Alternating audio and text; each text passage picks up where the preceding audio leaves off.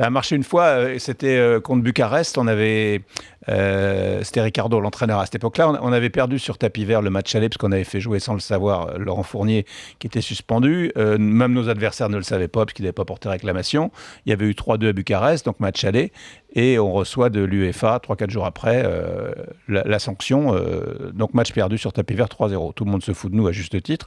Et donc, mais les joueurs réagissent assez bien. Je pensais qu'en leur annonçant ça, ils allaient dire vraiment, c'est pas possible. Et Rai a pris l'affaire en main de façon très positive. On va renverser la tendance, etc. Leonardo, les Brésiliens, souvent sont leaders dans ces occasions-là. Et puis, dans mon équipe avec moi, à l'époque, il y avait donc Jean-Michel Moutier, mais aussi Claude Leroy qui nous avait rejoint. Et au fur et à mesure qu'approchait le match, et Claude avait entraîné le Cameroun, enfin il a gagné la Coupe d'Afrique, on connaît son parcours africain, et il me dit, j'ai les marabouts qui m'appellent et tout. Je dis, écoute, moi je prends tout. Dans ces situations-là, tout ce qui est légal, le camion de Serge à Lourdes, si vous voulez, pour les uns, les marabouts pour les autres. Je dis, allons-y avec les marabouts. Donc je découvre comment ça fonctionne. Donc le marabout s'appelle Sidi, il exerce toujours. Et donc au début, il nous dit que c'est pas possible, etc. Je découvre Western Union pour aller envoyer de l'argent en Afrique. Et donc c'était pas des sommes colossales. Hein. Et puis 2 jours avant le match, il dit, 3 jours avant, il dit que ça allait pas, et 2 jours avant le match, il m'annonce le 5-0. Il m'a dit, bon, très bien, écoutez, bonne nouvelle. Il me dit, mais je vois vraiment très très bien, c'est très clair pour moi. Et le 3e but ou 4e but, je sais plus, sera marqué par le numéro 18 à la 42e minute. C'était, effectivement, c'est extrêmement clair. Et ça démarre sur les chapeaux de roue, on marque 1 but, 2 buts, 3 buts. Et Florian Maurice, qui avait le numéro 18, marque le but à annoncer à 1 minute près, c'était bon.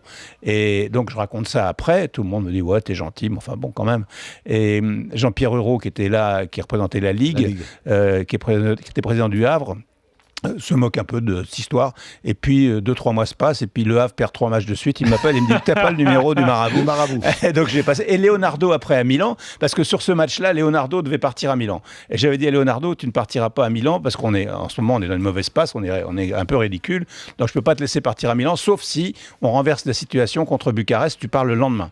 Et donc j'appelle, le lendemain il est parti à Milan, j'ai tenu parole, Galliani est arrivé, on a fait le transfert rapidement, et puis Leonardo plus tard devient entraîneur du Milan AC, à un tour de Ligue des Champions contre une petite équipe, et il foire le match aller, et il m'appelle, il me dit, dis donc, tu peux pas me donner le numéro du marabout et tout, donc je lui donne le numéro du marabout, je lui explique comment ça marche, et je dis, il faut aller à la poste, payé par Western Union. Il dit, je peux pas à Milan, ça va être dans la presse, tout ça, c'est pas possible.